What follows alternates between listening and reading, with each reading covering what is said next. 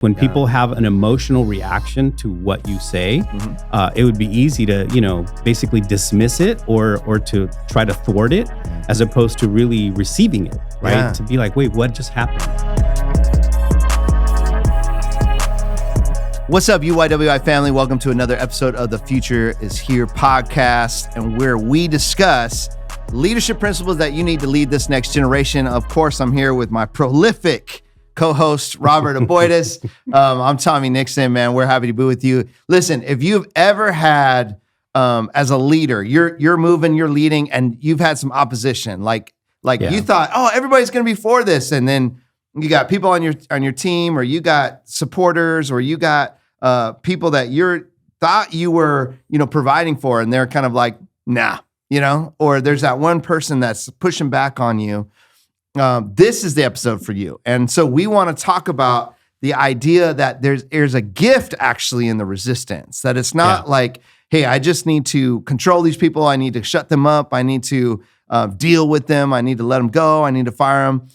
Some of those pathways might be the way, but we want to talk about today, how do you actually receive the gift of resistance and what do you do with it? So today we're going to be talking about resistance, and we know, like Robert, you and I both know, as a leader, you will face resistance. You absolutely will face doubt. Resistance, yeah. And I think what we want to do is, by the end of this episode, hopefully help you to understand that when you receive resistance as a gift, it's an opportunity really for personal growth and for spiritual development. Right. And so we talk a lot about it's a dynamic process. So it's not just static that, like, you as a leader, you're the leader and someone's the problem in front of you and you've got to deal with them as the problem.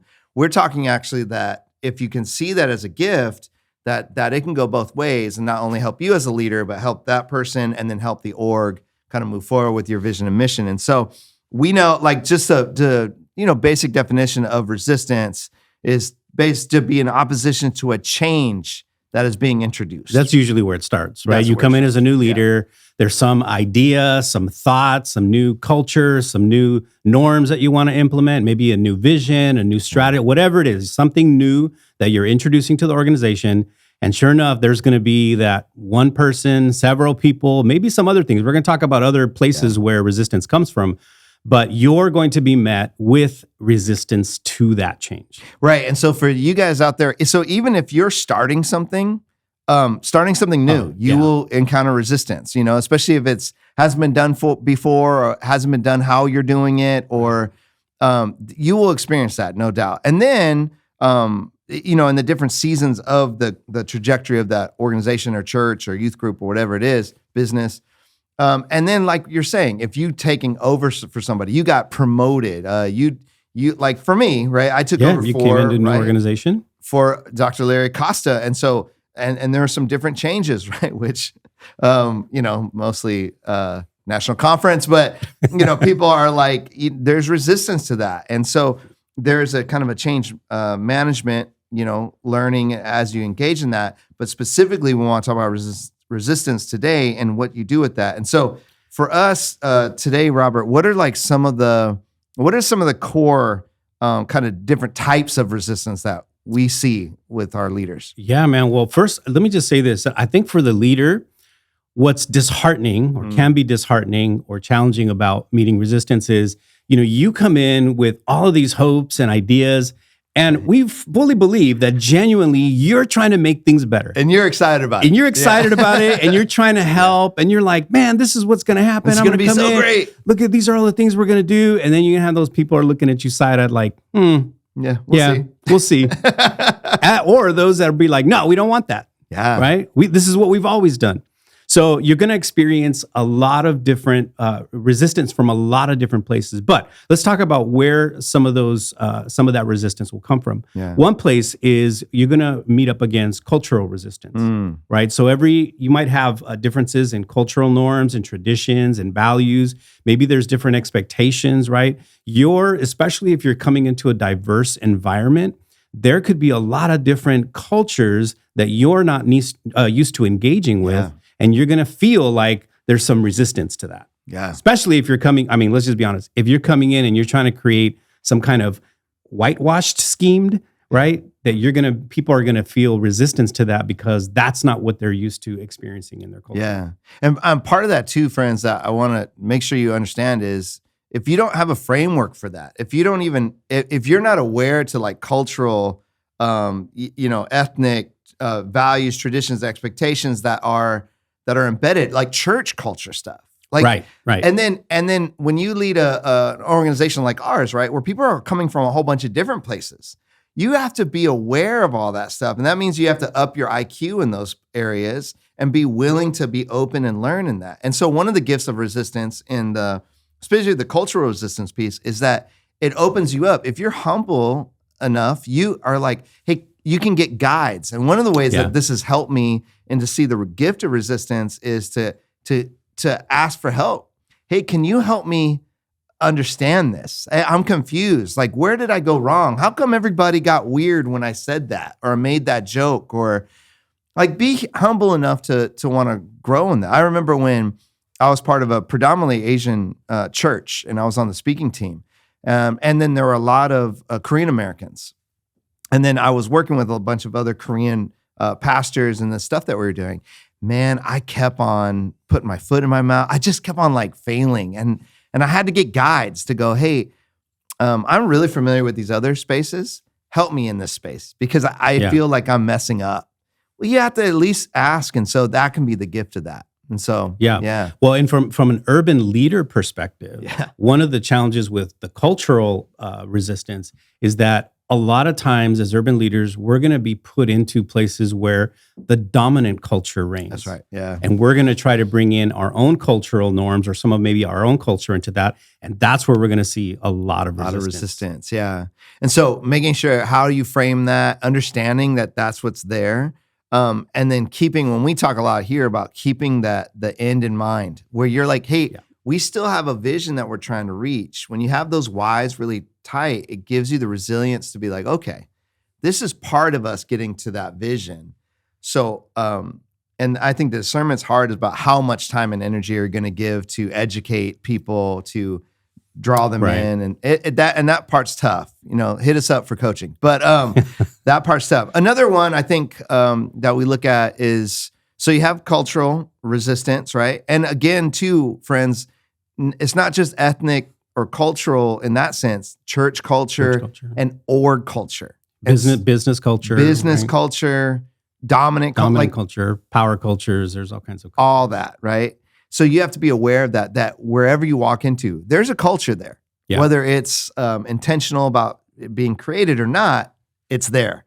And you have to understand that system. The second one, though, that kind of plays into that is organizational resistance, right? And so when you come in, and I've had to learn this, like you come in, you're excited. You're like, oh man, I got this vision and God called me here and all that. Well, you have to think about the people who are in your charge, right? Yeah.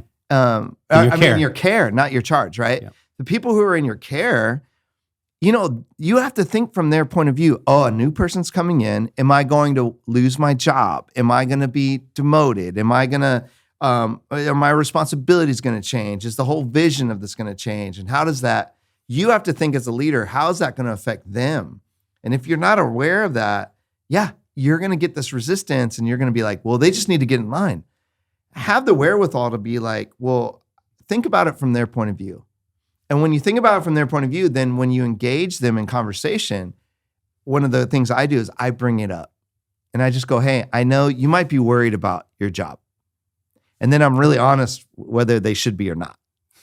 You know what I'm saying? Right. Like, we have to be. It's the clarity is kindness. And so if it's like, hey, things are going to change. I'm for you. And don't worry, I'm not going to treat you wrong. Right. But there are times when it's like, your department's going to go away. Yeah. But I want to give you a heads up and I want to give you a long enough trajectory so that we make sure that you land on your feet. Right. And we're not saying that you shouldn't, as a leader, come in and want to change things. Yeah. We're just saying, take your time with it. Don't come in like a bull in a china shop and start, moving around and just knocking things over and breaking things. You have to take the time to really assess what the organization looks like and really whether the roles are right before you start thinking about whether the people are right. Yeah. That's, for me, one of the things in new organizations, I always commit myself to like the first 90 days of just observation. I just, I need to make the decisions I need to make to keep the organization moving. But initially, I want to observe a lot. I want to see what's happening in the organization. I want to see who does what. I want to see who knows what, right? And then I can make a much more informed decision about what's the best way to change. I'm not deciding not to change. I'm not deciding that I don't want to still implement my plan, whatever vision I have, but I'm going to do it in a way, as we said, where we care for people well is part of that transition. I think one of the number one things I've seen leaders do wrong when they come into a new org or they take over, maybe it's a church, or they move way too quickly. Yeah. And they don't do what you're describing. And then they don't see the resistance as a gift. They see it as a barrier that they need to push through, get rid of. Like, I've seen this over and over, and I've never seen it done well. Like, take your time. And this all, just so you guys remember, this is all from our belief around that as leadership is really helping those around you become who they are created to be while in the vehicle of what you're doing. That's where this comes from. And so this all fits. It's when you operate like that, it's a gift. You see those people as a gift. And so one of the things you did mention, which is a third area of resistance, is interpersonal. Right. And so if you don't come in with a paradigm like, hey, those 90 days, right? And you're thinking about, oh, who is this person? What are the inputs? Who are the gifts that God has brought to this place? Whether they're the gift to be received for the future or not, that takes wisdom and some time. But if you see them like that, then you have and take the time to understand the interpersonal relationship. Like, how are they made? What's their disposition? What's their personality? What are the gifts that they bring? What are the weaknesses they have? What's their life situation right now? Yeah. Because that's a big one. That is huge. Yeah. And so when you come in, you can experience an interpersonal resistance where people are like, they resist your authority, your leadership style, your personality, language. That's not how we talk about it. What do you mean by that? Or, and it can feel like an attack against you. And I think good leaders go, I can rise above that. And I can go, oh, okay, well, there's a fear usually there for them, which goes back to that organizational resistance, right? Which can go back to that cultural resistance. And when you can make space for that, like, people feel really cared for. They're like, oh, okay, so he is thinking about me. Or they are thinking about me. Yeah. Well, I mean, usually we, as leaders, we don't think about it from the other side of the situation, right? So think about if you have like this community of friends, let's say as an example, right? And you guys have been hanging out together for a long time, and then somebody brings a new person into that community. Like, you might be friendly on the outside, but you're like, I don't know. You're not going to share your deepest secrets with them right away, right? You're not going to fully welcome them. Like, again, it's a lot of superficial stuff. Well, that's what happens in an organization. You as a new leader, you're bringing in, like you said, new personality, new styles. Language is huge. If they're not used to hearing language, or not even just specifically the words, but just the way you talk about things, right? Mm-hmm. So, for example, I know one of the things that we've had to work through a lot, you and I, and with the rest of the team, is that you, as a visionary, as a forward thinker, you're always talking about the future, right? And you're always talking about, oh, we want to do these things. This is what we want to do. And in our minds, we're like, oh my goodness, that means tomorrow. We gotta jump on this. And where you're just really ideating about the future, we're thinking, oh, that's a command to do something now. Yeah. And so we have to be, as leaders, aware of how, the fact that we do carry some authority, we carry power, right? And we have to be careful with that in our language as well, so that we're not creating these situations where we're going to be forcing resistance because somebody misunderstands us. Right. And I mean, even that example, I remember I had first come on, I think Larry had fully transitioned out, and I was excited about something, and I go, oh man, this will be so great because we can da-da-da. And all the energy went out of the room. And I was like, in the moment, I go, man, and I just asked, I go, well, hey, what happened? Did I say something wrong? Like, I don't understand.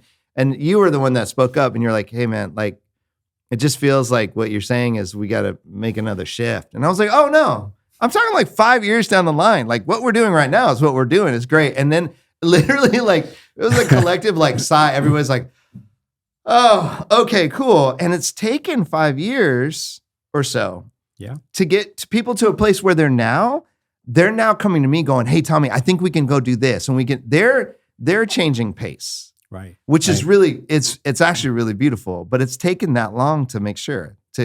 And so when I experienced that resistance, we named it, we received it, and then we clarified on that. And I think that's a good, as you meet that resistance, that's a good kind of step by step. And a lot of times that resistance is reflected in the emotional response, right? So you might feel like emotional resistance. I think in that moment you sensed there was an emotional shift from everybody, right? Whether that was concern or fear or anxiety or confusion. It was so heavy in the room. It was like so obvious.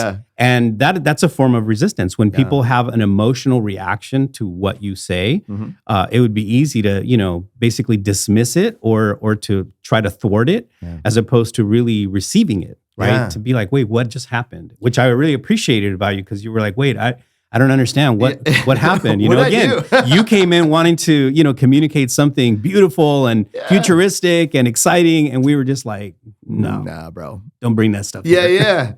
And this is, for the emotional response too, it's another way, it's almost a barometer for you as a leader to understand it and then receive it. So, if somebody's like shuts down emotionally, if you start to know who your people are and you're like, oh, that was a different reaction. How come they all of a sudden got real quiet? Yeah. How come body language, like you're in a meeting and you're sharing some stuff and everybody's like, sit back, cross your arms. Sit back, cross your arm. Those are all signs to go, there's something here that's not, there's some resistance there. And that, again, that's okay because what it does is I can then sit down with that person and go, hey, usually you're really talking. Is everything okay? And sometimes they can go, you can discover things. Hey, when you said this, here's what I heard. Is that what you meant? Oh, no. Or yeah, it is, but why does that bother? Like, it just allows us to kind of go a little bit deeper with people. Yeah. And that's how you receive that resistance. And then you can use that resistance to build trust. You can use that as you explore that resistance to save the organization a lot of pain and time, right? Because it's so much easier if everybody's on the train with you. It's a lot easier to keep on moving. When they're dragging or they're jumping off, or it's like, what's going on? And then you as a leader feel like, oh, I just got to keep on doing it. And these people aren't on board. And I'm like, it's a lot easier when everybody's just on, the train with you and we're moving. And so it's worth the time and effort, I think, in that. Yeah. And again, so at that point, you're no longer seeing that response as resistance, right? If you receive it as a gift, you no longer see it as resistance. You see it as an opportunity. Yeah. Okay, here's an opportunity for them to grow and for me to grow. Yeah. And for us to kind of move forward together. Yeah. Right? As opposed to, oh, it's resistance, I just need to squash it. Or you just need to, get over it. We're going to do this regardless of what you think or say or feel. Right. And again, you might still do that thing that you said you were going to do, but it's how we get there that's important. And I would say, and I've experienced this, you've experienced this a lot.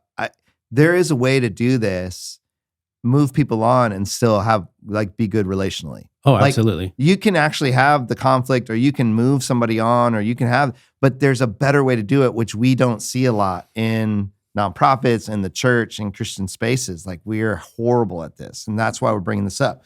Last one, I just want to bring up, I think there is, because I think we jumped to this one really quickly because we're especially in Christianity. Christians. Yeah. It's the spiritual resistance. So there's a tendency for leaders whenever there's resistance to be like, jump to the spiritual, like, this is of the devil.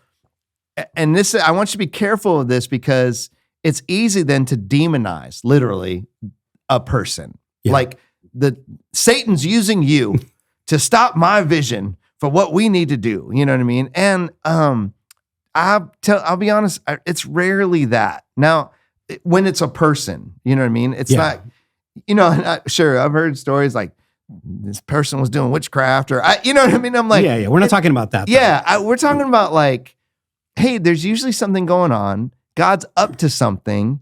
Go search that out and figure it out instead of just being like, you're against the will of God. Like, that's kind of a witch hunt, and that's, I think it's really damaging to people, and it de-evangelizes the church. Yeah, I mean, we want to acknowledge that spiritual warfare is real, but like we said, don't just jump to that, right? Because imagine how it makes the other person feel.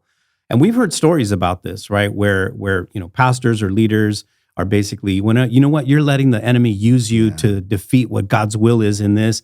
And all of a sudden the person is like, no, I just was feeling uncomfortable about it, or something's off. Or here's the reality, or I just asked a question, right? I just wanted clarification, and now I've just become demonized. And so what's going to happen is that person's not going to speak up anymore. They're not going to feel valued, right? And all of a sudden they might even start questioning, like, oh my goodness, am I really, because that person's an authority, spiritual authority even. Oh, maybe I am letting the devil use me, It's a horrible situation. It's terrible. Really. And so one of the ways that I think you guys as leaders can deal with this is when there's spiritual resistance, we remember that's from the enemy. Yeah. Like, people aren't the enemy person, we have an enemy, right? Yeah. And it is spiritual. And we see that in Ephesians 6, right? Our fight is not against flesh and blood. But the way you do that is when you're feeling that kind of resistance, because this has happened a lot throughout my time. The other people on your team will also be experiencing that, and you can agree on that together, and then together you go and deal with it. Yeah. And in prayer, through scripture, so if you're like, hey, does this feel like something a little bit like outside of just the normal, difficulties of running a nonprofit or a church, or it feels like there's a lot of pushback right now. Okay, then you'll have some unity around that. I would say before as a leader, before you call it out or accuse it, pray about it. Yeah. Right? Find out from God, hey, God, where is this resistance coming from? And I think, God is going to be gracious in that. He's going to let you know. He's going to give you discernment about that. But again, we can't just jump to the calling out and the accusing of spiritual warfare, and especially of the demonizing of individuals. Yeah, man. So I want to jump. So those are some of the different types of resistance that we want you guys to be aware of. Let me jump down to what's our typical response to resistance, because we want to share these so that you can start knowing, oh my gosh, I didn't even know I was doing that, right? And so one of the our typical negative response to resistance, where these things are coming from is, one, I think it's our own ego. Oh, sure. And it's you have to discern, why does that bother me so much? And this is part of the introspection, self-leadership that we want you guys to do. Deal with your own ego. Why is that bother me? Do I feel like it's a threat to my authority, my competence, my reputation? And then, when you search that out, then you can start going is that true? And I thought we were here for the larger vision, not for me. So that's where you can elevate that, where it's it's not about me. You know what I mean? And if I'm trying to lead us to this space and somebody's like, it's not going to work, Tommy, you're going to fail because you stopped national conference, or you know what I mean? I can go, okay, I made that decision not based on Tommy. I made that decision based on what I thought was best for the org and where God was taking us. So I can then put my ego aside and not make decisions based on somebody's resistance. In fact, I can listen to that resistance, go, okay, I hear that, bring it back to the team. Is this the right direction? And then move that way. This is honestly, just being transparent, this is probably one of my biggest struggles with regard to resistance, only because the way that God has wired me is integrity is a really important part of who I am. Right? It's important for me to feel integrity and to exude integrity.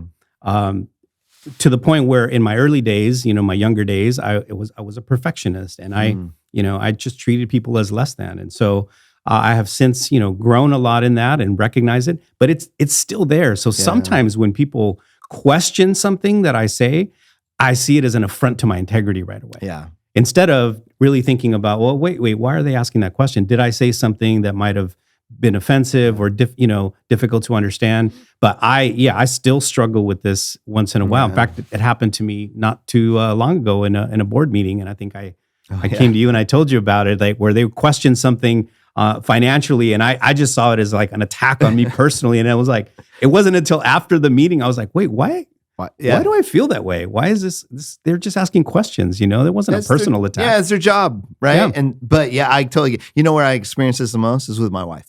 We were just talking about this, where she's like, hey, she found some reel or something she sent to me, and she's like, hey, I ask questions because I care. But there's time when some of those questions hit me like, wait, what? And I feel like I need to defend myself. And she's like, no, And so that's a huge one, like our own ego. Another area. I think one thing, just on that last thing, one of the things that I do love, Pete Scazzaro, who wrote Emotionally Healthy Spirituality, he says something, and I'll quote, he says, am I creating a life that is a gift to others, or am I using them, trying to get them to validate me and tell me that I'm okay? I think that's a great question to ask yourself when you feel challenged or resistance. Yeah.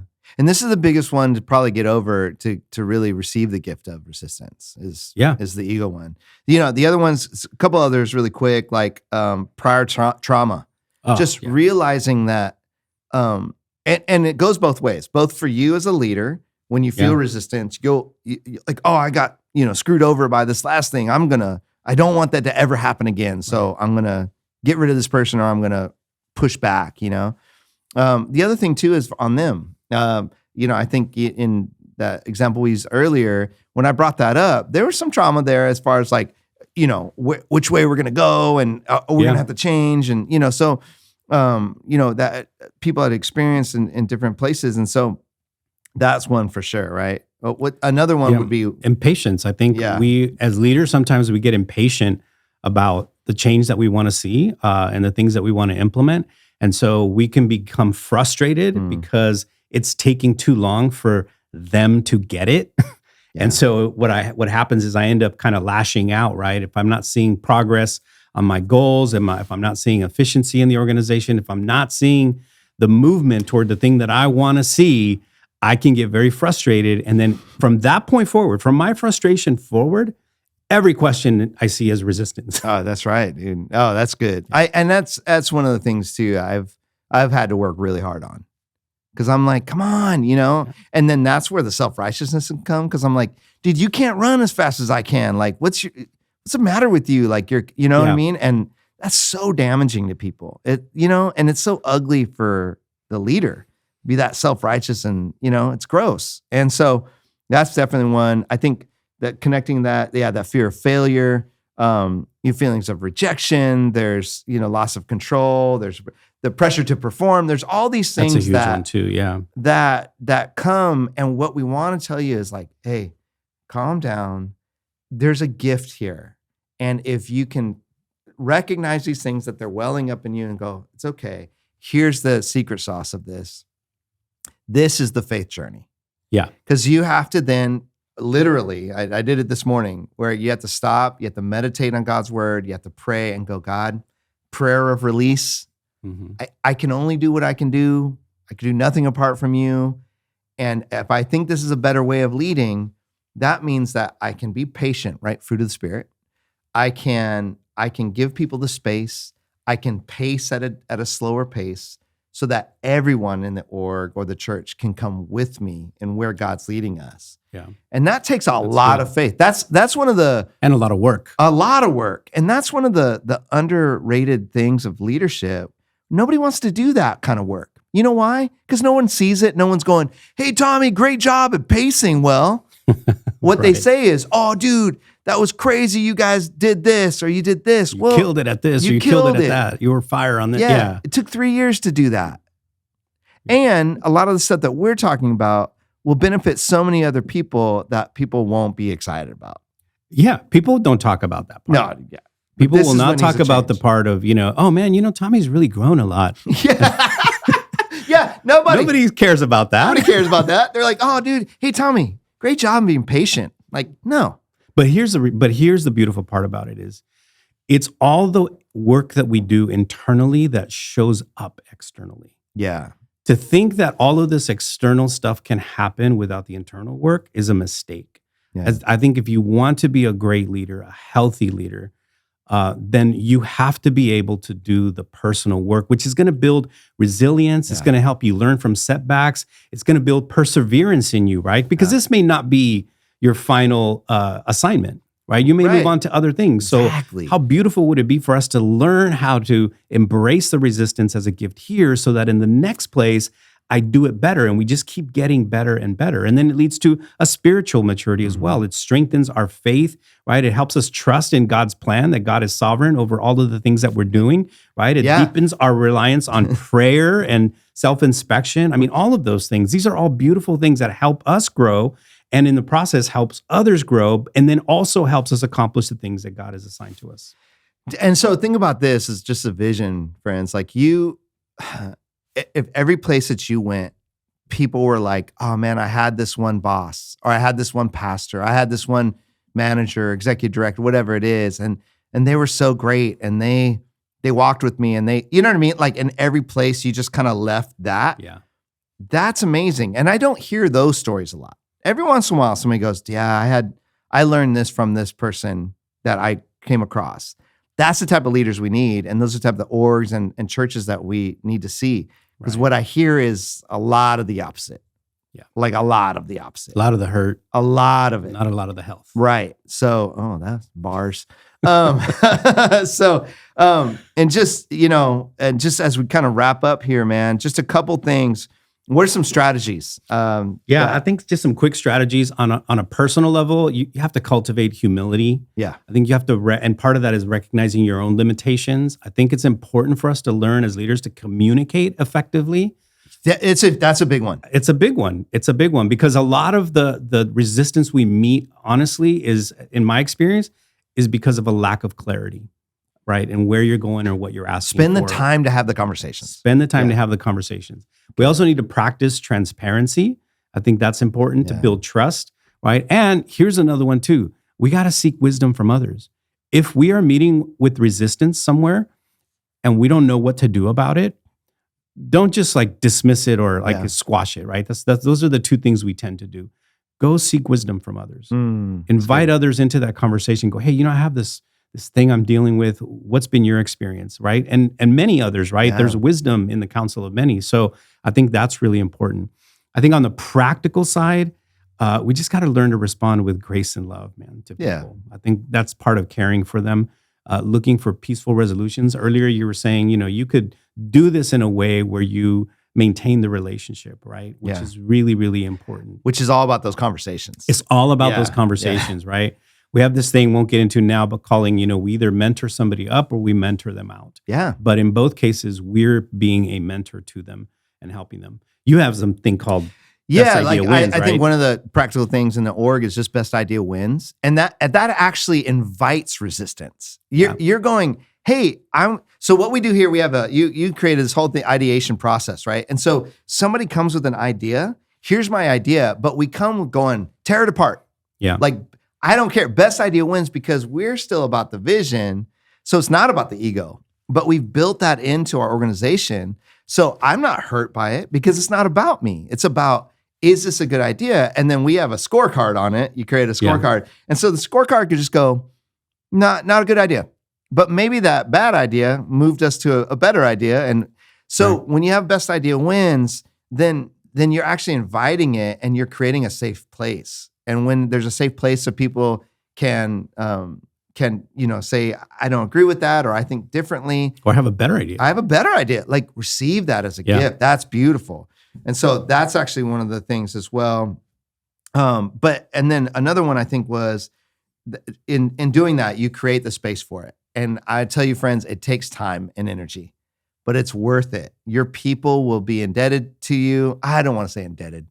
They'll be thankful. They'll be faithful and loyal. They'll be faithful. They'll be loyal. All the things that you actually want that you think will come from coercion or manipulation or bullying, doesn't. When you do it like this, it brings all those things that you want. And then the other thing too is, pray for those people and really go, God, what are you up to? Like, if I'm here to help them become who they're created to be, the resistance, the conflict actually brings us to a place to go, hey, what's going on with you? You okay? Here's what I'm seeing. What do you want to see? And then I can join in and actively do that. people feel cared for in that. And I experienced some things recently where I apologized to somebody. And they were speechless because they were like, this has never happened to me. And I was like, oh gosh, like, I'm so sorry that's been your experience, but never experienced like a leader or top leader kind of go, hey, I'm sorry, man. I should have been better here and I wasn't. And I want to bring that clarity. Yeah, that's good. So it was really good. Yeah. I mean, I think for me, I found that the best weapon against resistance for me personally is empathy. Oh, right? Man, so good. Empathy is the best weapon against resistance. And how it informs my prayers is I have learned to pray not that God would change their behavior toward me, but that he would change my heart toward them.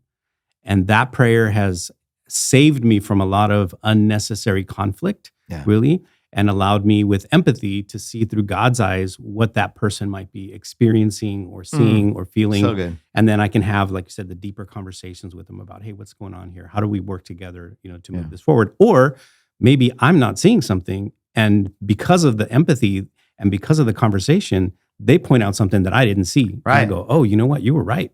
Yeah. This is not a good idea. And that helps you grow. And it helps me grow. Absolutely, man.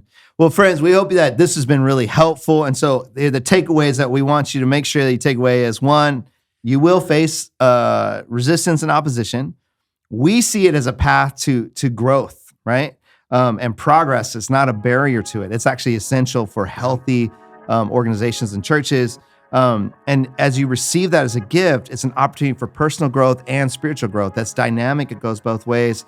So we hope that we really hope, man, that you would adopt this. Hit us up too if you're one of our leaders and you're like, how does this really play out? That we're here to help you with that. So we hope you enjoyed this episode. Like it, send it to people, subscribe, all the things so that you can become the leader God created you to be so we can reach this next generation. We'll see you guys next time. Peace.